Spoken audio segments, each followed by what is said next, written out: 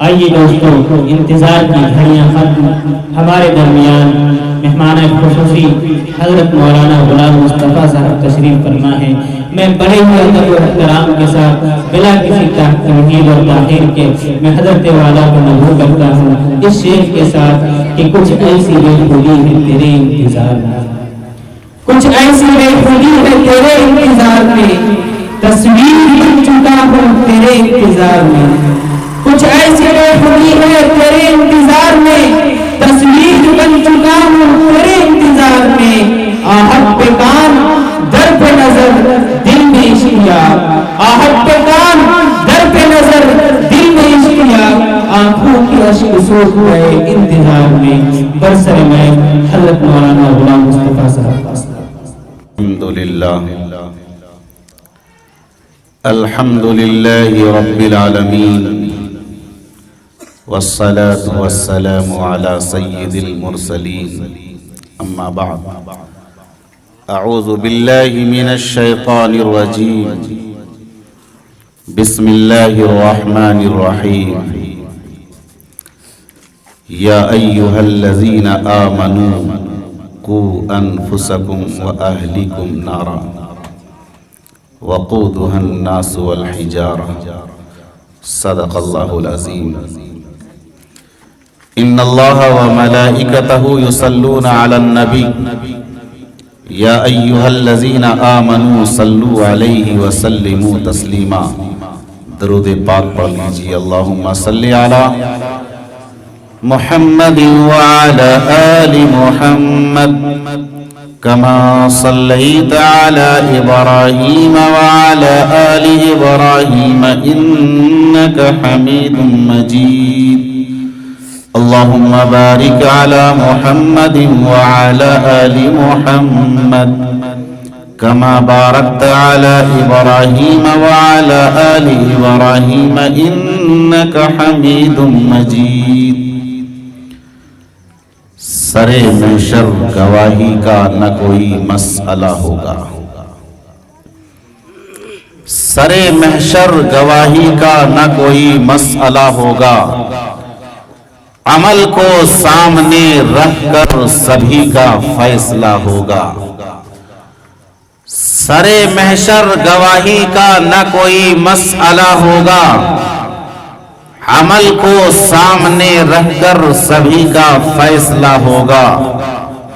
یہی بس سوچ کر میری ماں نے تعلیم سنت دی، یہی بس سوچ کر میری ماں نے تعلیم سنت دی کہ میرا بیٹا بڑا ہو کر غلام مصطفیٰ ہوگا، میرا بیٹا بڑا ہو کر غلام مصطفیٰ ہوگا۔ تصور میں عجب طیبہ کے منظر جاگ جاتے ہیں، تصور میں عجب طیبہ کے منظر جاگ جاتے ہیں، قلم انگڑائی لیتا ہے سخنور جاگ جاتے ہیں۔ خدا کے واسطے ذوق سماعت کا وضو کر لو، خدا کے واسطے ذوق سماعت کا وضو کر لو، نبی کا ذکر سننے سے مقدر جاگ جاتے ہیں، نبی کا ذکر سننے سے مقدر جاگ جاتے ہیں۔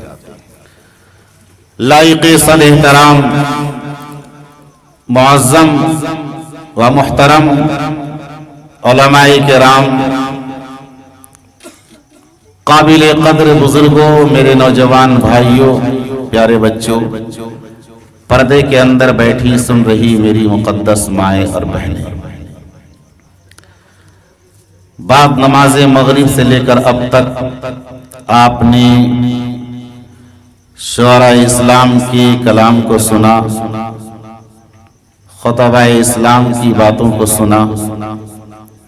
اب چلتے چلاتے دو چند باتیں حاصل مطالعہ حضرات کے سامنے پیش کر دی۔ آج کا یہ پروگرام کے بانی مبانی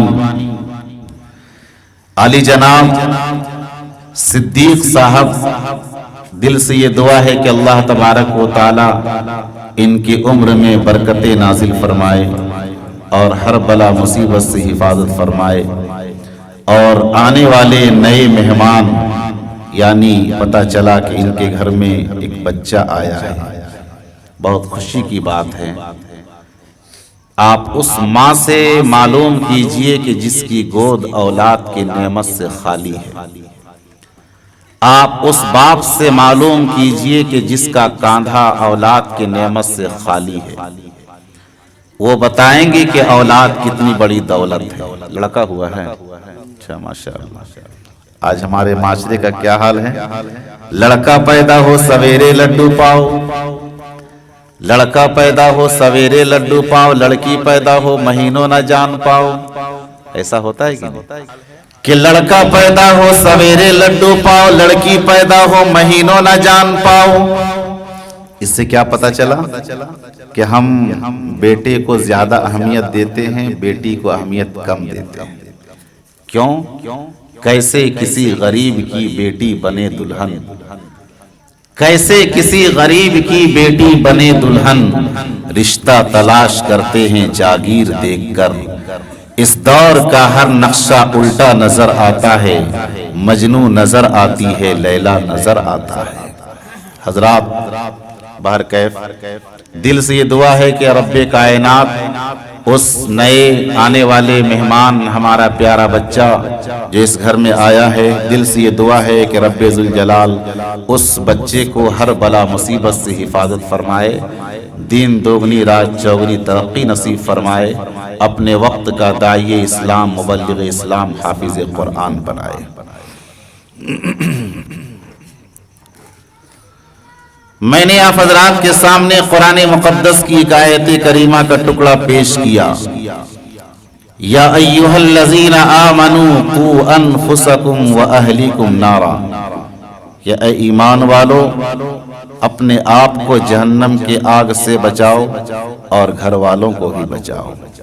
اپنے آپ کو جہنم کی آگ سے بچو اور اپنے گھر والوں کو جہنم کی آگ سے بچاؤ۔ اصلاح و تربیت کا آغاز ایک انسان کو اپنی ذات سے کرنا ہے، اس کے بعد اصلاح و تربیت کا پہلو جو ہے اپنی اولاد پہ ڈھالنا ہے، پھر معاشرے پہ قدم رکھنا ہے کہ معاشرے کا کیا حال ہے۔ ہم علماء کرام ماں باپ کے حقوق تو بیان کرتے ہیں لیکن اولاد کے حقوق بیان نہیں کرتے۔ ماں باپ کے کیا حقوق ہیں؟ ابھی شعر و شاعری میں بھی آپ ماں کی عظمت سماعت کر رہے تھے۔ ماں باپ کی عظمت ہم علماء کرام بیان کرتے ہیں، لیکن اولاد کے کیا حقوق ہیں ماں باپ کے تئیں، اس پر ہمارے علماء روشنی نہیں ڈالتے، ڈالتے بھی ہے بہت کم ڈالتے ہیں۔ ہم پر ذمہ داری بنتی ہے، ہم گارجن ہیں، گھر کے ماں باپ ہیں، ہم پر کچھ ذمہ داریاں بنتی ہیں۔ وہ کیا کیا ذمہ داریاں ہیں؟ آئیے دو چند باتیں آپ حضرات کے سامنے پیش کروں۔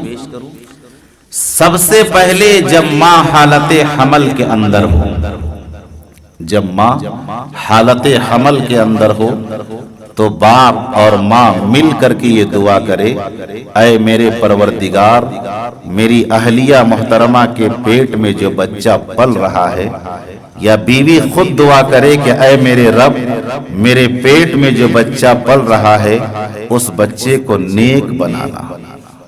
حضرت ابراہیم علیہ السلام نے دعا فرمائی تھی، رب ہب لی من الصالحین، اے میرے پروردگار مجھے نیک صالح بیٹا عطا فرما۔ ابھی بیٹا ہوا نہیں ہے، بیٹے کی بنیاد بھی نہیں پڑی ہے، لیکن کیا دعا کرتے ہیں؟ رب ہب لی من الصالحین، اے میرے رب مجھے نیک صالح بیٹا عطا فرما۔ حضرت زکریا علیہ السلام کے جسم کے بال سفید ہو گئے، داڑھی کے بال سفید ہو کر کے چمکنے لگے، جسم کے اعضاء جواب دینے لگے، جسم کی ہڈیاں کھلنے لگی، لیکن رب کائنات کے دربار میں دعا کرتے ہیں، रब्बि हबली मिन लदुनका ज़ुर्रियतन तय्यिबतन इन्नका समीउद दुआ। ऐ मेरे परवरदिगार मुझे पाकीज़ा बेटा इनायत फरमा। इससे ये पता चला कि एक इंसान को जब औलाद अल्लाह से मांगे तो नेक बेटा मांगे, नेक बेटा मांगे। अब रब्बे जुल जलाल नेक बेटा कब देते हैं? जब माँ बाप हलाल ग़िज़ा खाते हैं, जब माँ बाप हलाल ग़िज़ा खाते हैं, हलाल कमा करके शौहर लाते हैं और ला करके अपनी बीवी को खिलाते हैं। पेट में पलने वाला बच्चा जो पल रहा है वो दुनिया में जब तशरीफ लाएगा तो वो बच्चा नेक सिफत का मालिक बनेगा, वो बच्चा नेक सिफत का मालिक बनेगा। तो हम चाहते हैं कि हमारी औलाद नेक हो, नेक बने। तो जब बच्चा माँ के पेट में हो उसी वक्त माँ बाप ये दुआ करे कि ऐ मेरे रब, जो बच्चा पल रहा है उसे नेक बना दे, उसे दुनिया के अंदर नेक बना करके पेश कर मेरे मौला। अब जब बच्चा दुनिया में आ जाए तो माँ बाप के ऊपर सबसे पहली जिम्मेदारी ये बनती है। क्या जिम्मेदारी बनती है? कि बच्चे का अच्छा से अच्छा नाम रखा जाए, बच्चे का अच्छा से अच्छा नाम रखा जाए। माँ बाप जो अपनी औलाद को सबसे पहला गिफ्ट, सबसे पहला तोहफा जो देते हैं, अपनी औलाद को वो नाम का तोहफा देते हैं। जब हमारे घर के अंदर बच्चा पैदा हो जाए तो बच्चे का अच्छा से अच्छा नाम रखा जाए। लेकिन आज हमारे माशरे का क्या हाल है कि हम अपने बच्चे का वो नाम रखते हैं जो अंग्रेज अपने कुत्ते बिल्लियों का नाम रखा करते थे, जो अंग्रेज अपने कुत्ते बिल्लियों का नाम रखा करते थे। आज वही नाम अपने बच्चों का हम रख रहे हैं। बबलू, डबलू, टिंकी, रिंकी, पिंकी, ये सब कोई नाम है? पता ही नहीं चलता है मिस्टर है या सिस्टर, पता ही नहीं चलता है श्रीमती है या श्रीमान, पता ही नहीं चलता है कि जी है ये जनाब। ऐसे ऐसे नाम हमारे माशरे के अंदर कि जिस नाम से जाहिर नहीं होता है कि ये गुलामे मुस्तफा है या नबी का गुलाम है या कनीज़े फातिमा है। ऐसे ऐसे नाम हमारे माशरे के अंदर आ गए। मैं लतीफे के तौर पर आपको बता देना चाहता हूं कि लोग आजकल अपने बच्चों का कैसा कैसा नाम रख रहे हैं, कैसा कैसा नाम रख रहे हैं अपने बच्चों का। एक दोस्त अपने दोस्त से मुलाकात के लिए गए। जब मुलाकात के लिए गए तो अपने दोस्त से खैर खबर खैरियत मालूम की। दोस्त ने कहा अल्हम्दुलिल्लाह माशाअल्लाह सब अच्छा है, कोई परेशानी की बात नहीं। कहा बच्चे कितने हैं? कहा कि 2 बेटा है। कहा कि बेटों का नाम आपने क्या रखा? तो उनके दोस्त ने कहा कि मेरे बड़े बेटे का नाम मेरे बाप ने यानी बच्चे के दादा ने टैबलेट रखा है। क्या रखा है? टैबलेट रखा है। कहा कि छोटे बेटे का क्या नाम रखा है? कहा भी इनके दादा सफर में गए हुए, जब वापस आएंगे तब इसका नाम रखेंगे सोच करके। तो दोस्त ने क्या कहा कि ऐसा कीजिए, दादा पता न कब आएंगे, मेरे जहन में एक नाम आ रहा है, वो नाम अगर आप रख देंगे तो बेहतर होगा। क्या नाम है बताइए? कि बड़े बेटे का नाम आपने टैबलेट रखा है, छोटे का नाम कैप्सूल रख दीजिए। तो ये है हमारे माशरे का हाल। ऐसे ऐसे नाम रखते हैं। जबकि हम सब के आका व मौला जनाब रसूल अकरम इमाम कायनात फख्र मौजूदात काली कमली वाले आका व मौला जनाब रसूल अकरम सल्लल्लाहु अलैहि वसल्लम के जमाने में अगर कोई नाम गलत होता, उस नाम को बदल दिया करते थे, उस नाम को हटा दिया करते थे, उस नाम को मिटा दिया करते थे। जब आपके घर में हसन हुसैन पैदा हुए तो आका ने अपने नवासे का नाम हसन हुसैन रखा, जबकि उनका नाम हर्ब रखा गया था। हजरत हसन का नाम हर्ब रखा गया, यानी जंग, लड़ाई, झगड़ा। कहा कि ये क्या नाम है? अभी हमारे माशरे के अंदर एक नाम खूब चला, सद्दाम हुसैन। आपने कभी गौर किया कि सद्दाम का माना क्या है या इसकी तारीखी हैसियत क्या है? صدام حسین کا زمانہ آیا، ان کی تاریخ لوگ دہراتے ہوئے ہر گھر میں اور ہر محلے میں صدام نام رکھا گیا۔ صدام کا کیا معنی ہے؟ جھگڑا کرنے والا، جھگڑالو بچہ، خوب لڑنے والا، خوب جھگڑا کرنے والا۔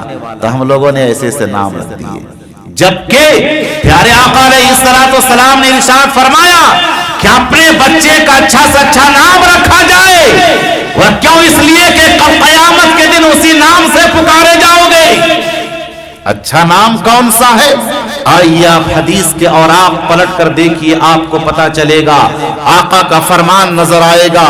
اچھا سے اچھا نام عبد الرحمن ہے، عبداللہ ہے، عبد الجبار ہے، عبد الرحیم ہے، عبد الکریم ہے۔ اگر یہ نام نہ رکھ سکے آپ تو پیارے آقا صلی اللہ علیہ وسلم کے جو نام محمد ہیں، احمد ہیں، یہ نام رکھے جو آپ کے صفاتی نام ہیں۔ اگر یہ نام نہیں تو صحابہ کرام، تابعین، تبع تابعین، اولیاء امت کے نام رکھے۔ ان ناموں سے بچوں کی زندگی کے اندر ایک الگ انقلاب آئے گا، بچے کی زندگی میں سیرت و کردار کے اندر ایک نمونہ سامنے ابھر کر کے آئے گا۔ لیکن ہم اپنے بچوں کا نام نہیں ایسا رکھ پاتے ہیں۔ محمد کتنا پیارا نام، وہ محمد کے چاند جن کی تعریف کرے، وہ محمد کے سورج جن کی تعریف کرے، وہ محمد کے انبیاء جن کی تعریف کرے، وہ محمد کے اولیاء جن کی تعریف کرے، وہ محمد کے قرآن جن کی تعریف کرے، وہ محمد کے رب جن کی تعریف کرے۔ قرآن کے اندر رب کائنات نے فرمایا وَرَفَعْنَا لَكَ ذِكْرَكَ، کہ اے میرے نبی ہم نے آپ کے ذکر کو بلند کر دیا، ایسی بلند شان، ایسی بلند شان کہ اگر میرا نبی زمین پر بیٹھ جائے، زمین کو سکون و قرار مل جائے، اگر میرا نبی کھڑے ہو جائے، آسمان کو بلندیاں مل جائے، اگر میرا نبی بول دے تو قرآن بن جائے، اگر میرا نبی مسکرا دے تو جنت کے 8 دروازے کھل جائے، اگر میرا نبی غصے میں آ جائے تو جہنم کو ہلا کر کے رکھ دے۔ وہ نبی جن کا نام رکھا گیا محمد صلی اللہ علیہ وسلم، کل قیامت کا دن ہوگا، محشر کا میدان ہوگا، نفسی نفسی کا عالم ہوگا، حضور پاک علیہ الصلوۃ والسلام اس امت کی بخشش کے لیے سجدے میں جا کر کے رب کائنات سے عرض کریں گے، اے میرے پروردگار، اے میرے پروردگار میری امتیوں کی بخشش فرما، اے میرے پروردگار میری امتیوں کی بخشش فرما۔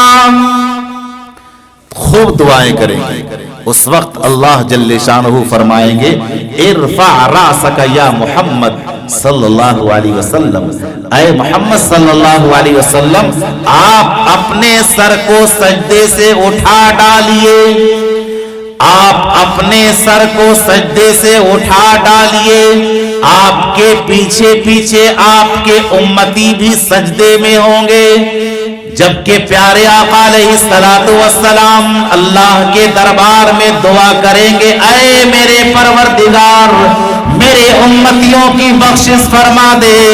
رب کائنات فرمائیں گے ارفع راسک یا محمد، اے میرے پیارے محمد آپ اپنے سر کو سجدے سے اٹھا ڈالیے، جتنے محمد نام والے ہوں گے، جتنے محمد نام والے ہوں گے سب اپنے اپنے سر کو سجدے سے اٹھائیں گے۔ جتنا بھی سجدہ میں گیا ہوگا، جن جن کا نام محمد ہوگا، ارفع راسک یا محمد سن کر کے پیارے آقا کو جب کہ اللہ نے خطاب کیا ہے، سارے محمد نام والے اپنے اپنے سر کو سجدے سے اٹھانے لگیں گے۔ اس وقت رب ذوالجلال فرمائیں گے کہ میں نے تو اپنے پیارے نبی محمد صلی اللہ علیہ وسلم کو کہا تھا کہ آپ اپنے اپنے سر کو سجدے سے اٹھائیں، آپ اپنے سر کو سجدے سے اٹھائیے، لیکن جن جن کا نام محمد وہ اپنے اپنے سر کو سجدے سے اٹھانے لگے، اس وقت رب کائنات فرمائیں گے کہ جاؤ، جن جن کا نام محمد ہے میں اپنے پیارے نبی محمد نام کے صدقے میں ان کی بھی بخشش کر دیتا ہوں۔ تو نام کیا رکھنا چاہیے؟ محمد، احمد، بشیر، کریم، یہ سب نام رکھیں۔ اور یہ محمد اتنا پاکیزہ نام ہے کہ سیرت حلبیہ کے اندر لکھا ہے کہ جن کے گھر میں صرف لڑکی ہی لڑکی پیدا ہوتی ہے آج میں ایک نسخہ آپ کو دے کر کے جاتا ہوں, ایک تعویذ بتا کر کے جاتا ہوں جس کا پیسہ نہیں لگے گا آپ, لیکن میں آپ کو نسخہ دینا چاہتا ہوں کہ جن کے گھر میں صرف لڑکی ہی لڑکی پیدا ہو, ان کے دل کے اندر یہ تمنا پیدا ہو کہ میرے گھر میں بھی لڑکا آ جائے, میرے گھر میں بھی لڑکا پیدا ہو جائے, لیکن گھر میں لڑکی ہی لڑکی پیدا ہو رہی ہے, دل کے اندر یہ تمنا ہے کہ میرے گھر میں بھی بیٹا آ جائے. سب کی تمنا ہوتی ہے. اگر صرف بیٹیاں ہوں تمنا ہوتی ہے کہ بیٹا آ جائے, اگر صرف گھر کے اندر بیٹے ہی بیٹے ہو تمنا ہوتی ہے میرے گھر میں بیٹی پیدا ہو جائے. تو اگر کسی کے گھر میں صرف لڑکی ہی لڑکی پیدا ہو اور لڑکا نہ پیدا ہوتا ہو, تو جس وقت اہلیہ محترمہ آپ کی حالت حمل میں ہو, اس وقت آپ یہ نیت کر لیں کہ پیٹ میں پلنے والا بچہ جو پل رہا ہے دنیا میں جب آئے گا تو میں اس بچے کا نام محمد رکھوں گا. دنیا میں جب وہ آئے گا میں اس بچے کا نام محمد رکھوں گا. سیرت حلبیہ کے اندر ہمارے استاذ عالی مقام جس کتاب کے ترجمہ کرنے والے ہیں حضرت الاستاذ عالی مقام حضرت مولانا اسلم صاحب قاسمی نور اللہ مرقدہ, انہوں نے سیرت حلبیہ کا ترجمہ کیا, جو پہلے عربی زبان میں یہ کتاب تھی اب بھی ہے, اس کا ترجمہ کیا گیا اردو زبان میں. اس کتاب کے اندر لکھا گیا ہے کہ اگر حالت حمل کے اندر گھر کے اندر کوئی عورت ہو اور اس حالت کے اندر اگر اس بچے کا نام محمد تجویز کر لیا گیا تو غالب گمان ہے اکثر و بیشتر اس کے گھر میں ہونے والا بچہ پیدا جو ہوتا ہے وہ لڑکا پیدا ہوتا ہے محمد نام کی برکت سے. تو آپ اگر پریشان ہو کہ گھر میں لڑکی ہی لڑکی پیدا ہو رہی ہو تو آپ یہ نیت کر لیں کہ آنے والا بچہ جو آئے گا میں اس کا نام محمد رکھوں گا, انشاءاللہ آپ کے گھر میں لڑکا پیدا ہوگا. تو ماں باپ کے اوپر پہلی ذمہ داری یہ بنتی ہے کہ بچے کا اچھا سے اچھا نام رکھا جائے, پہلی ذمہ داری. اور دوسری ذمہ داری یہ بنتی ہے کہ بچے کے نام پہ عقیقہ کیا جائے. یہ عقیقہ سنت رسول ہے, یہ عقیقہ سنت رسول ہے. جب نبی پاک علیہ السلام کے نواسے حسن حسین تشریف لائے دنیا میں تو آقا نے اپنے نواسے حسن حسین کے نام پہ عقیقہ کیا. عقیقہ کرنے سے فائدہ یہ ہوتا ہے کہ بچے کے اوپر جو بلائیں مصیبتیں بیماریاں آنے والی ہوتی ہیں ساری بیماریاں ٹل جاتی ہیں. عقیقہ سنت رسول سمجھ کر کے آپ کریں, انشاءاللہ اس کا اجر بھی ملے گا اور بچے کے اوپر بلائیں مصیبتیں بیماریاں جو آنے والی ہوں گی عقیقہ کی برکت سے ٹال دیا جائے گا. نمبر 1 کہ بچے کا اچھا سے اچھا نام رکھا جائے اور بچے کے نام پہ عقیقہ کیا جائے. اور نمبر 3 بچے کی اصلاح و تربیت کا خاص خیال رکھا جائے. آج ہم بچے کی اصلاح و تربیت کا کہاں خیال رکھ رہے ہیں؟ جو آیا ہم نے اپنے بچوں کو کھلا دیا. ماں اپنے بچوں کو ایک زمانہ تھا کہ بغیر وضو کے دودھ نہیں پلاتی, درود شریف پڑھ کر کے اپنے بچوں کو دودھ پلایا کرتی تھی. ایک زمانہ وہ تھا. لیکن آج ہمارا زمانہ کیسا آ رہا ہے کہ ماں اپنے بچے کو گود میں لے کر کے دودھ بھی پلا رہی ہے اور ٹی وی کا چینل بھی بدل رہی ہے. ماں اپنے بچے کو دودھ بھی پلا رہی ہے اور ٹی وی کا چینل بھی بدل رہی ہے. تو کیا ہمارے گھر کے اندر غوث اعظم پیدا ہوگا؟ کیا ہمارے گھر کے اندر امام اعظم پیدا ہوگا؟ کیا ہمارے گھر کے اندر ٹیپو سلطان پیدا ہوگا؟ آئیے میں آپ کو بتا دینا چاہتا ہوں کہ جب ماں فاطمہ ہوتی ہے تو بیٹا حسن حسین پیدا ہوتا ہے. اور جب ماں فاطمہ ہوتی ہے تو بیٹا عبد القادر جیلانی پیدا ہوتا ہے. آج ہماری ماؤں نے اولاد کی صحیح تربیت کا خیال نہیں کیا. آپ نے ٹیپو سلطان کا نام سنا ہوگا. ٹیپو سلطان اپنے انگریز افسر کے ساتھ جنگل کو گئے شکار کرنے کے لیے, ہاتھی پہ سوار تھے اور جاتے جاتے سامنے سے ایک شیر آیا. جب شیر سامنے سے آیا टीपू सुल्तान के साथ जो अंग्रेज अफसर था उन्होंने रिवाल्वर तान लिया और कहा कि इस पर हमला किया जाएगा। टीपू सुल्तान ने कहा कि मेरे रहते हुए रिवाल्वर का वार किया जाएगा। उसने निशाना चुका दिया और हाथी से कूद पड़े और कूद करके शेर से मुकाबला किया है। शेर से मुकाबला करते करते काफी रद्दो कद के बाद शेर के 2 टुकड़े कर दिया। काफी रद्दो कद के बाद शेर के 2 टुकड़े कर दिया। जब शेर के 2 टुकड़े कर दिया तो उनके वालिद हैदर अली सारा माजरा देख रहे थे। वो तेजी से अपने घर आए और अपनी बीवी फातिमा बेगम से कहा कि आज तो तेरे मेरे बेटे ने कमाल कर दिया, आज तो तेरे मेरे बेटे ने कमाल कर दिया। क्या कमाल कर दिया? कमाल ये कर दिया कि बेटे ने आज शेर के 2 टुकड़े कर दिया। उस वक्त मां ने कहा कि इसमें मेरे बेटे का कोई कमाल नहीं है।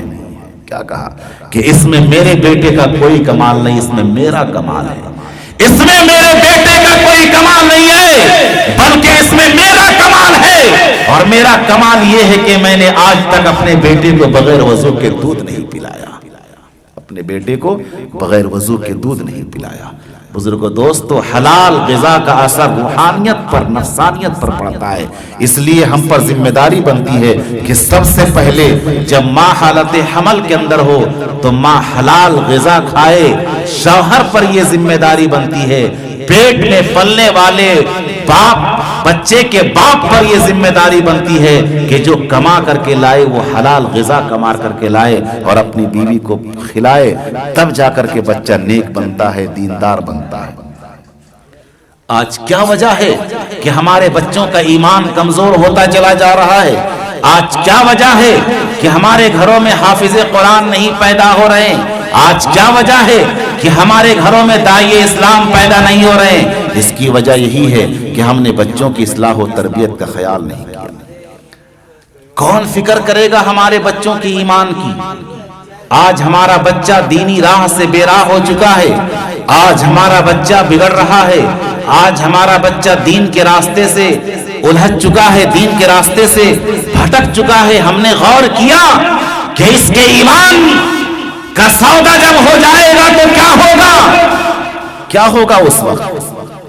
सहाबाए किराम की तारीख उठा करके देखिए कि सहाबाए किराम ने जान का नजराना पेश कर दिया है, लेकिन ईमान का सौदा नहीं किया है। तो ईमान का सौदा कब नहीं किया? उनकी तरबियत वैसी की गई थी। आज हम अपने बच्चों की ऐसी तरबियत कहां कर पा रहे हैं? कैसी तरबियत करनी है? हजरत हुज़ाफा सहमी रजी अल्लाह ताला अन्हों के माँ बाप ने कैसी तरबियत की थी कि जब वो गिरफ्तार होकर के आते हैं बादशाह के दरबार में, तो बादशाह ने कहा कि हुज़ाफा, तो ईमान से फिर जा, इस्लाम से फिर जा, कुरान से फिर जा, मैं तुझे अपनी बेटी तेरे हवाले कर दूंगा। हजरत हुज़ाफा ने कहा तो दुनिया की दौलत मेरे पास रख दे, लेकिन मैं ईमान का और कुरान का सौदा नहीं कर सकता। उन्हें कमरे के अंदर बंद कर दिया गया, 15 दिन बंद कर दिया गया और उस दरमियान ना उसे खाना दिया गया, ना पानी दिया गया। उसी हालत में वो परेशान रहे और बादशाह ने ये सोचा कि मर गया होगा, लेकिन जब दरवाजा खोला गया तो देखा गया पहले से ज्यादा चेहरा तरोताजा नजर आ रहा है। तो बादशाह ने कहा, क्या हुज़ाफा, आखिर बात क्या है? तेरे चेहरे के अंदर इतनी तरोताजगी कैसे है? तो हजरत हुज़ाफा रजी अल्लाह ताला अन्हों ने फरमाया कि जब मुझे भूख और प्यास लगती थी, मैं कुरान की तिलावत करता था, भूख और प्यास मिटती चली जाती थी। हजरत हुज़ाफा से कहा कि अब भी बाज आ जा, अब भी मौका है, बाज आ जा, वरना मैं तुझे खौलते तेल में डाल दूंगा। हजरत हुज़ाफा ने फरमाया, तेरी जो मर्जी आए कर ले, लेकिन तू मेरे ईमान का सौदा नहीं कर सकता। तारीख गवाही देती है, आग जलने लगी, तेल पकने लगा। आग जलने लगी, तेल पक करके तैयार हो गया। हजरत हुज़ाफा को तेल के सामने पेश किया गया। हजरत हुज़ाफा से कहा कि हुज़ाफा, आखिरी मौका दिया जा रहा है, अब भी मौका है, मान जा, वरना तेरी वो हालत करूंगा कि सनम भी पुकारे हरी हरी। हजरत हुज़ाफा ने कहा कि तेरी जो मर्जी आए कर ले, مجھے کوئی پرواہ نہیں ہے۔ روایت کے اندر آتا ہے کہ حضرت حذیفہ کو کھولتے تیل میں ڈال دیا گیا، کھولتے تیل میں ڈال دیا گیا۔ پورا مجمع یہ منظر دیکھنے کو بے قرار ہے، سارے لوگ اس مجمع کو دیکھ رہے ہیں، اور دشمن یہ سوچ رہا ہے، بادشاہ یہ سمجھ رہا تھا کہ حذیفہ تو تیل میں پک گیا ہوگا۔ آگ جل رہی تھی، تیل کھول رہا تھا، بادشاہ نے یہ سوچا کہ حذیفہ تو تیل کے اندر پک گیا ہوگا، لیکن تھوڑی دیر کے بعد حضرت حذیفہ اسی تیل سے کلمہ لا الہ الا اللہ اور قرآن کی آیت پڑھتے ہوئے اس تیل سے باہر نکل آئے۔ جب اس منظر کو لوگوں نے دیکھا، جتنے لوگ وہاں پر تھے سارے لوگوں نے پڑھ دیا کلمہ لا الہ الا اللہ محمد رسول اللہ۔ تو یہ کب ہوتا ہے؟ جب ماں باپ اپنے بچوں کی ایمان پر محنت کرتے ہیں، جب ماں باپ اپنے بچوں کو بنانے کی فکر کرتے ہیں، تو ہم اپنے بچوں کی اصلاح و تربیت کا خاص خیال رکھیں، اپنے بچوں کی اصلاح و تربیت کا خاص خیال رکھیں۔ تو تیسری ذمہ داری یہ بنتی ہے ماں باپ کے اوپر کہ جب گھر میں بچہ پیدا ہو جائے اس کی اصلاح و تربیت کا خاص خیال رکھا جائے، اور جب وہی بچہ جوان ہو جائے، جب وہی بچہ جوان ہو جائے تو ماں باپ پر یہ ذمہ داری بنتی ہے کہ اسے اگر بیٹا ہے تو دیندار بہو تلاش کر کے نکاح کر دیا جائے، اور اگر بیٹی ہے دیندار داماد تلاش کر کے بیٹی کا نکاح کر دیا جائے۔ دینداری کو معیار بنایا ہے شریعت نے۔ آقا نے ارشاد فرمایا، تنکح المرأة لأربع، لمالها ولحسبها ولجمالها ولدینها فاظفر بذات الدین، کہ نکاح کیا جاتا ہے دین کو دیکھ کر کے، نکاح کیا جاتا ہے جمال کو دیکھ کر کے، نکاح کیا جاتا ہے خوبصورتی کو دیکھ کر کے، حسب نسب کو دیکھ کر کے، خاندان کو دیکھ کر کے، مالداری کو دیکھ کر کے۔ لیکن اگر تم کامیابی چاہتے ہو تو دین کو دیکھ کر کے نکاح کرو، دین کو دیکھ کر کے۔ جس طریقے سے حضرت سیدنا عمر فاروق رضی اللہ تعالیٰ عنہ نے دینداری کو دیکھ کر کے نکاح کیا تھا اپنے بیٹے حضرت عاصم کا۔ کیسے؟ رات کو وہ گشت کیا کرتے تھے، رات کو گشت کر رہے تھے، اندر سے آواز آتی ہے کہ بیٹی اٹھو ذرا دودھ میں پانی ملا لو۔ عمر فاروق رضی اللہ تعالیٰ عنہ کا زمانہ ہے، ایک گھر کے اندر سے آواز آتی ہے کہ بیٹی اٹھو ذرا دودھ میں پانی ملا دو۔ بیٹی نے کیا کہا کہ امی جان آپ کو پتا ہے کہ وقت کے خلیفہ عمر فاروق رضی اللہ تعالی عنہ کا حکم ہے کہ دودھ میں پانی ملا کر کے نہ بیچا جائے۔ ایک وہ زمانہ تھا کہ لوگ دودھ میں پانی ملا کر کے بیچنے سے ڈرتے تھے، آج وہ زمانہ آ گیا کہ دودھ میں پانی نہیں ملایا جا رہا ہے بلکہ پانی میں دودھ ملایا جا رہا ہے، بلکہ پانی میں دودھ ملایا جا رہا ہے۔ تو وقت کے خلیفہ رات کو گشت کر رہے ہیں، اسی درمیان آواز آتی ہے کہ بیٹی اٹھو ذرا دودھ میں پانی ملا دو۔ بیٹی نے کہا کہ امی جان کچھ خبر ہے یا نہیں؟ وقت کے خلیفہ عمر فاروق کا حکم ہے کہ دودھ میں پانی ملا کر کے نہ بیچا جائے۔ ماں نے کہا کہ بیٹی اس وقت عمر کہاں دیکھ رہے ہوں گے، اس وقت عمر تو اپنے گھر میں آرام کر رہے ہوں گے۔ بیٹی نے کہا کہ امی جان عمر نہیں دیکھ رہا تو کیا ہوا، عمر کا خدا تو دیکھ رہا ہے۔ امی جان عمر نہیں دیکھ رہا تو کیا ہوا، عمر کا خدا تو دیکھ رہا ہے۔ صبح ہو گئی، حضرت عمر فاروق رضی اللہ تعالیٰ عنہ دونوں ماں بیٹی کو اپنے دربار میں بلایا، اور بلانے کے بعد رات والی بات یاد دلائی۔ جب رات والی بات یاد دلائی تو ماں کے پیروں تلے زمین کھسک گئی۔ کہا گھبرانے کی کوئی بات نہیں ہے، آپ ایسا کیجئے آپ اپنی بیٹی کو میرے بیٹے کے نکاح میں دے دیجئے، آپ اپنی بیٹی کو میرے بیٹے کے نکاح میں دے دیجئے۔ اتنی دیندار، اللہ سے ڈرنے والی، جس وقت ساری دنیا نیند کے آغوش میں ہے اس وقت آپ کی بیٹی اپنے دل کے اندر اتنا اللہ کا ڈر رکھتی ہو تو میں کیوں نہ ایسی لڑکی کو اپنے گھر کی بہو بنا لوں۔ اپنے گھر کی بہو بنا لیا ہے۔ آپ کو پتا ہونا چاہیے یہ بہو کون ہے، پتا ہے؟ وقت کے خلیفہ حضرت عمر بن عبدالعزیز رحمت اللہ علیہ کی یہ نانی بنتی ہے۔ ان کی نانی بنتی ہے۔ جب ماں دیندار ہوتی ہے ان کے نسل سے وقت کے خلیفہ عمر بن عبدالعزیز پیدا ہوتے ہیں۔ اس لیے ہم پر یہ ذمہ داری بنتی ہے کہ دینداری کو سامنے رکھ کر کے ہم اپنے گھر کی بہو تلاش کریں اور اپنے گھر کا داماد تلاش کریں۔ داماد کیسا تلاش کریں؟ آقا نے تو فرما دیا کہ جب گھر کے اندر اپنی بہو لانے کی تیاری کرو تو دیندار بہو، لیکن جب داماد تلاش کرو تو کیسا داماد؟ آقا نے فرمایا 2 آپشن آقا نے رکھا۔ نمبر 1 تاجر داماد، تجارت کرنے والا بزنس مین داماد تلاش کرو، اور نمبر 2 علم والا داماد تلاش کرو۔ آقا نے تلاش کیا داماد رسول حضرت عثمان غنی رضی اللہ تعالیٰ عنہ۔ یہ بہت بڑے تاجر تھے، اتنے بڑے تاجر حضرت عثمان غنی رضی اللہ تعالیٰ عنہ کہ اس زمانے میں ان کا کرنٹ اکاؤنٹ چلتا تھا۔ اور آپ کو میں بتا دینا چاہتا ہوں آج بھی مدینہ کے بینک میں کرنٹ اکاؤنٹ ان کے نام سے چل رہا ہے۔ وہ کیسے؟ ان کا ایک باغ تھا، اس باغ کو انہوں نے اللہ کے راہ میں وقف کر دیا۔ اب اس باغ میں جتنی کھجوریں پیدا ہوتی ہیں وہ ساری کھجوریں جمع ہو کر کے اس کو بیچا جاتا ہے، اور پھر جتنا پیسہ آتا ہے وہ جمع ہوتا ہے، اور وہی پیسہ ان کے اکاؤنٹ میں جمع ہو کر کے غریبوں میں تقسیم کیا جاتا ہے، جو آج بھی ان کے نام سے مدینہ کے بینک میں ان کا کرنٹ اکاؤنٹ چل رہا ہے۔ اتنے بڑے مالدار حضرت عثمان غنی، کیا وہ نوکری کرنے والے تھے؟ نہیں، بلکہ وہ تجارت پیشہ تھے، وہ بزنس مین تھے۔ اور آقا نے فرمایا کہ اگر داماد تلاش کرو تو علم والا داماد تلاش کرو۔ کیسا؟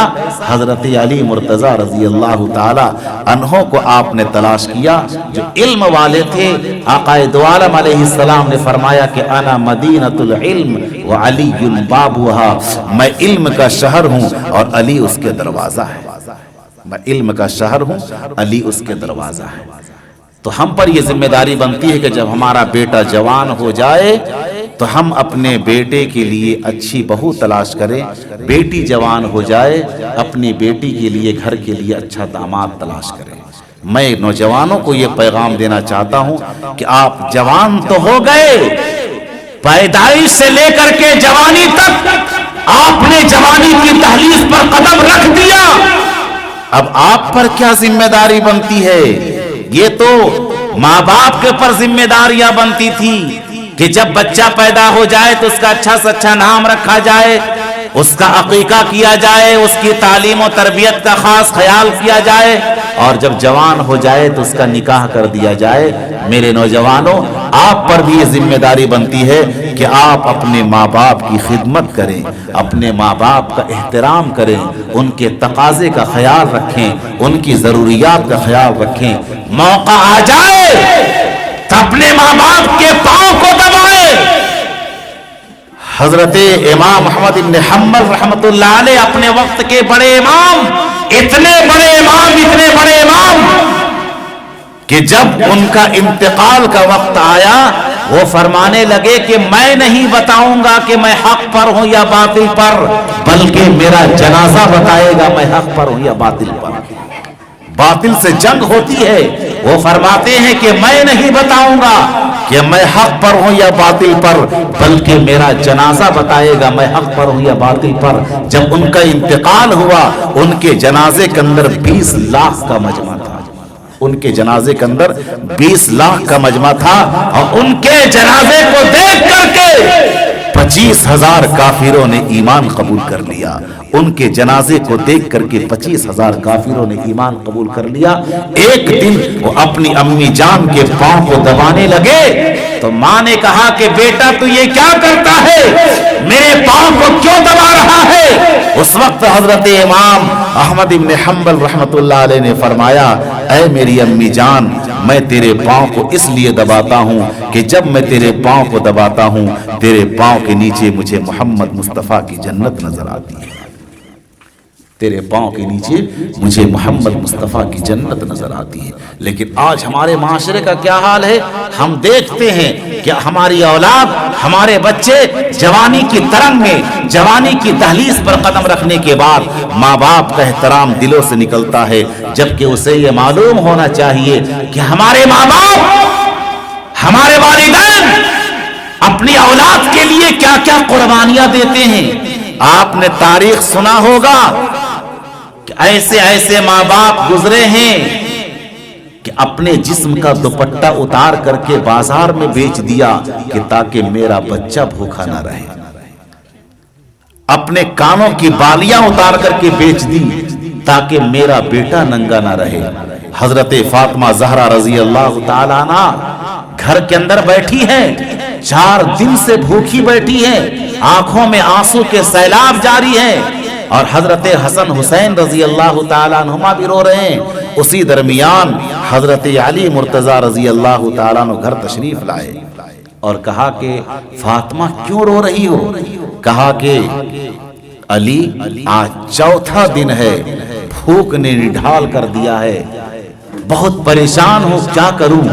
اس وقت حضرت علی مرتضی رضی اللہ تعالیٰ عنہ نے فرمایا کہ میں ایک راز کی بات بتاؤں، میں گھر آ ہی رہا تھا چند کھجوروں کا انتظام کر کے کہ راستے میں مل گئے حضرت خالد بن ولید رضی اللہ تعالیٰ عنہ۔ انہوں نے فرمایا کہ علی تیرے پیارے نبی، تیرے پیارے سسر نبی پاک علیہ السلام 3 دن سے بھوکے ہیں۔ اے میری فاطمہ، میں رخ موڑ گیا اور حضور کے دربار میں جا کر کے جو چند کھجوریں میرے ہاتھ میں تھی، میں نے وہ کھجوریں آقا کی خدمت میں پیش کر دیا۔ میں کیا کروں، میں مجبور ہوں۔ اس وقت حضرت فاطمہ رضی اللہ تعالی عنہا نے فرمایا کہ اے میرے پیارے شوہر علی، میرا دوپٹہ لیجئے اور میرے دوپٹے کو مدینہ کے بازار میں بیچ کر کے آئیے تاکہ میرے بچے حسن حسین کچھ کھا لیں۔ میں تو برداشت کر سکتی ہوں، آپ برداشت کر سکتے ہیں، لیکن یہ معصوم بچہ حسن حسین برداشت نہیں کر سکتا ہے بھوک کو۔ اے میرے پیارے شوہر علی، میرا دوپٹہ لیجئے اور مدینہ کے بازار میں بیچ آئیے۔ کیا بیتی ہوگی حضرت فاطمہ زہرا رضی اللہ تعالی عنہا کے دل پر کہ جب اپنا دوپٹہ مدینہ کے بازار میں بیچنے کے لیے بھیج دیا گیا، حضرت علی مرتضی رضی اللہ تعالیٰ عنہ اس دوپٹے کو لے کر کے مدینہ کے بازار میں گئے اور آواز لگائی، من یشتری ھذا، من یشتری ھذا، کہ کون اس دوپٹے کو خریدے گا، کون اس دوپٹے کو خریدے گا۔ ایک صاحب سامنے آئے اور کہا کہ میں خریدوں گا۔ کتنے درہم میں؟ 6 درہم میں دوپٹہ خرید لیا گیا۔ پیارے نبی کی پیاری بیٹی فاطمہ کا دوپٹہ مدینے کے بازار میں بک رہا ہے۔ کیوں بک رہا ہے؟ تاکہ وہ بک کر کے حسن حسین کے کھانے کا انتظام ہو جائے۔ ایک ماں کے دل کے اندر یہ تڑپ ہوتی ہے کہ میں اپنا دوپٹہ بیچ کر اپنے بیٹے کے کھانے کا انتظام کروں۔ دوپٹہ بیچ دیا گیا مدینے کے بازار میں 6 درہم میں۔ اب حضرت علی رضی اللہ تعالیٰ عنہ اس 6 درہم کو لے کر کے آنے لگے۔ آتے آتے راستے میں ایک فقیر ملا اور کہا کہ علی میں 3 دن سے بھوکا ہوں، علی میں 3 دن سے بھوکا ہوں، اگر تو مجھے کچھ دے دے تو بڑی مہربانی ہوگی۔ حضرت علی مرتضی رضی اللہ تعالی عنہ نے فرمایا، اے سائل فقیر، تو 3 دن سے بھوکا ہے، میرے گھر کے بچے میری بیوی 4 دن سے بھوکے ہیں، لیکن تو نے دستے سوال دراز کر دیا ہے، میں تجھے خالی ہاتھ نہیں لوٹاؤں گا۔ اس 6 درہم کو حضرت علی مرتضی رضی اللہ تعالیٰ عنہ نے اس سائل کے حوالے کر دیا، اس سائل کے حوالے کر دیا۔ اب ایک درخت کے نیچے حضرت علی رضی اللہ تعالیٰ عنہ بیٹھ کر کے سوچنے لگے کہ میں گھر جا کر کے فاطمہ کو کیا جواب دوں گا، میں گھر جا کر کے فاطمہ کو کیا جواب دوں گا۔ اتنے میں حضرت علی مرتضی رضی اللہ تعالیٰ عنہ نے دیکھا کہ دور سے خوبصورت چمکتا ہوا نورانی چہرے والا انسان آ رہا ہے اور اس کے ساتھ ایک اونٹ بھی ہے، اس کے ساتھ ایک خوبصورت اونٹ بھی ہے۔ جب سامنے آیا تو اس خوبصورت انسان نے حضرت علی رضی اللہ تعالیٰ عنہ سے فرمایا کہ کیا اس اونٹ کو لوگے، اس اونٹ کو خریدو گے؟ حضرت علی رضی اللہ تعالیٰ عنہ نے فرمایا کہ میرے پاس تو پیسے نہیں کہ میں اسے خریدوں۔ کہا کہ ایسا کرو تم اس اونٹ کو لے لو، بعد میں مجھے پیسے دے دینا۔ لے لیا۔ اب اس اونٹ کو حضرت علی رضی اللہ تعالیٰ عنہ لے کر کے آگے بڑھتے ہیں کہ اچانک ایک اور اجنبی چہرہ خوبصورت انسان نظر آیا۔ کہا کہ کیا اس اونٹ کو بیچو گے؟ حضرت علی رضی اللہ تعالیٰ عنہ سوچنے لگے کہ ابھی تو میں نے اس کی قیمت ادا نہیں کی اور دوسرا خریدار سامنے آ گیا۔ کہا کہ ہاں بیچوں گا، اس کی کیا قیمت دو گے؟ کہا کہ میں تجھے اس کی قیمت 160 درہم دوں گا۔ اب حضرت علی رضی اللہ تعالیٰ عنہ سوچنے لگے کہ 100 درہم تو جن سے میں نے لیا ہے انہیں تو دے دوں گا اور 60 درہم میرے بچوں کا کام آ جائے گا۔ بیچ دیا گیا، انہیں دے دیا گیا۔ اب خوشی خوشی اپنے گھر آئے اور کہا کہ میری بیوی فاطمہ تجھے پتا ہونا چاہیے، تیرا دوپٹہ مدینے کے بازار میں بک گیا جس کی قیمت 6 درہم تھی، لیکن پورا واقعہ بیان کیا۔ اب دونوں میاں بیوی خوشی خوشی گھر میں بیٹھ کر کے خوشی منا رہے تھے۔ اسی درمیان مشورہ ہوا کہ اس پیسے سے کچھ سامان لایا جائے، اس پیسے سے کچھ سامان لایا جائے تاکہ بچوں کی بھوک مٹائی جائے۔ اب مشورہ کر ہی رہے تھے، اتنے میں دروازے پر دستک ہوتی ہے۔ دروازے پہ دستک ہوتی ہے۔ کون؟ من دق الباب، کس نے دروازہ کھٹکھٹایا؟ باہر سے آواز آتی ہے انا محمد صلی اللہ علیہ وسلم۔ دروازہ کھولا گیا۔ کہا کیا بات ہے بیٹی فاطمہ، تیرے چہرے پہ بہت مسکراہٹ ہے؟ کیا بات ہے علی، تیرے چہرے پہ بہت مسکراہٹ ہے؟ اب حضرت علی مرتضی رضی اللہ تعالیٰ عنہ اپنا جو پورا واقعہ تھا وہ بتانا چاہ ہی رہے تھے۔ اس وقت آقا نے فرمایا کہ تو نہیں بتا، میں بتاؤں گا۔ تو اپنا پورا واقعہ مت بتا بلکہ میں بتاؤں گا۔ حضرت علی رضی اللہ تعالیٰ عنہ نے فرمایا کہ میرے پیارے آقا واقعہ میرے ساتھ گزرا ہے، میں بہتر بتاؤں گا۔ آقا نے فرمایا کہ میں کامل نبی ہوں، میں پوری بات بتانے کی صلاحیت رکھتا ہوں۔ دونوں سسر داماد میں بات ہوتی رہی، میں بتاؤں گا میں بتاؤں گا۔ اتنے میں آقا نے فرمایا کہ ذرا بتا تو تیرے پاس جو خوبصورت اجنبی انسان گھوڑا اونٹ لے کر کے آیا تھا وہ کون تھا؟ اب سہم گئے حضرت علی رضی اللہ تعالیٰ۔ کہا کہ پتا نہیں کون تھا۔ کہا کہ بیٹھ اور سن، میں تجھے بتاتا ہوں کہ آنے والا اجنبی انسان حضرت جبریل علیہ السلام تھے۔ سبحان اللہ۔ آنے والے کون؟ سیدنا حضرت جبریل علیہ السلام تھے، اور جو ان کے ساتھ اونٹ تھا وہ جنت کا اونٹ تھا۔ پھر آگے بتایا کہ تو نے اس کو کس کے پاس بیچا؟ اس اونٹ کو پتا ہے وہ کون تھا؟ کہا یا رسول اللہ نہیں معلوم کون تھا۔ آقا نے فرمایا کہ وہ حضرت میکائیل علیہ السلام تھے۔ سبحان اللہ، وہ حضرت میکائیل علیہ السلام تھے۔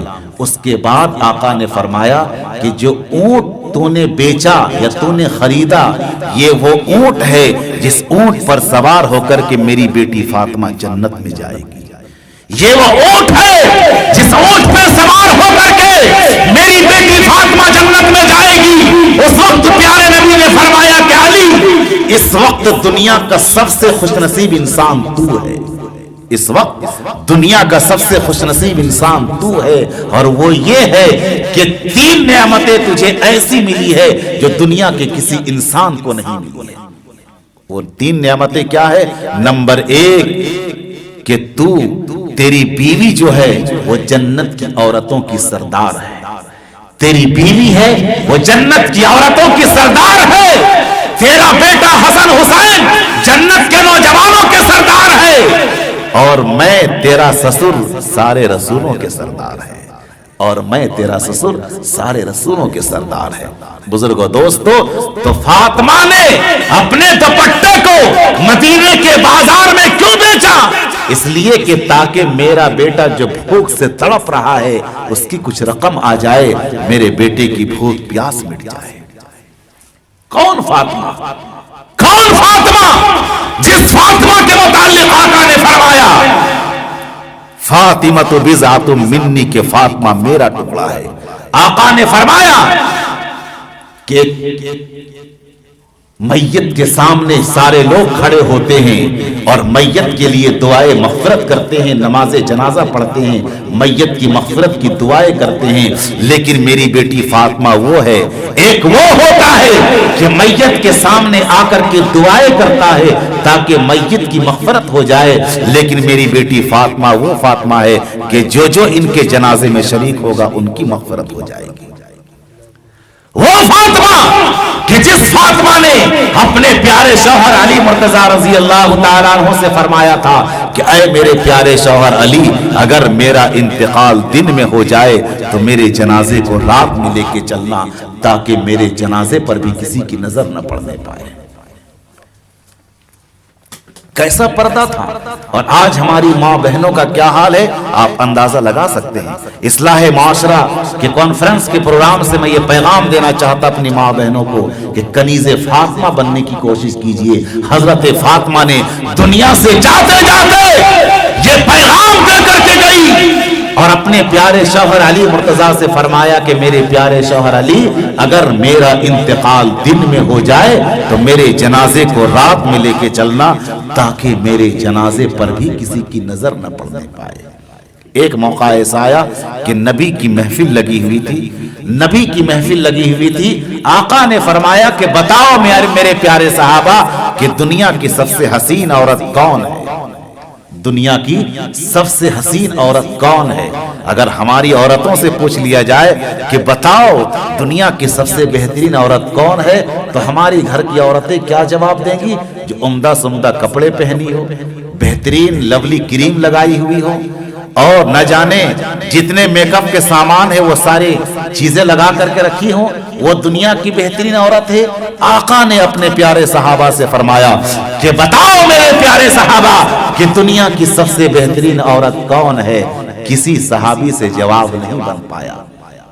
حضرت علی رضی اللہ تعالیٰ عنہ اپنے گھر آئے اور آنے کے بعد اپنی بیوی فاطمہ سے کہا تیرے ابا کی محفل میں یہ تذکرہ چل پڑا ہے کہ دنیا کی سب سے بہترین عورت کون ہے؟ کوئی جواب نہیں دے پا رہے ہیں۔ آخر یہ جواب دے تو دے، کون دے؟ کسی کے پاس اس کا جواب نہیں ہے۔ اس وقت بی بی فاطمہ نے فرمایا کہ بتاؤں کہ دنیا کی سب سے بہترین عورت کون ہے؟ بتاؤں دنیا کی سب سے بہترین عورت کون ہے؟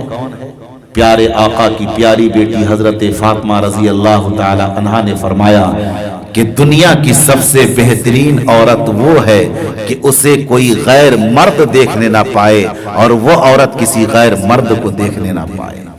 وہ دنیا کی سب سے بہترین عورت ہے۔ اور آج ہمارے معاشرے کا کیا حال ہے؟ بن سور کر کے ہماری گھر کی عورتیں، ہمارے مائیں بہنیں نکلتی ہیں تاکہ غیر مرد ہمیں دیکھے، ہماری خوبصورتی کو، ہماری چال کو، ہماری ڈھال کو، ہماری نزاکت کو، ہمارے لباس کو دیکھے۔ لیکن بیٹی فاطمہ کیا کہتی ہے کہ دنیا کی سب سے بہترین عورت وہ ہے کہ اسے کوئی غیر مرد دیکھنے نہ پائے اور کوئی غیر مرد کو وہ دیکھنے نہ پائے۔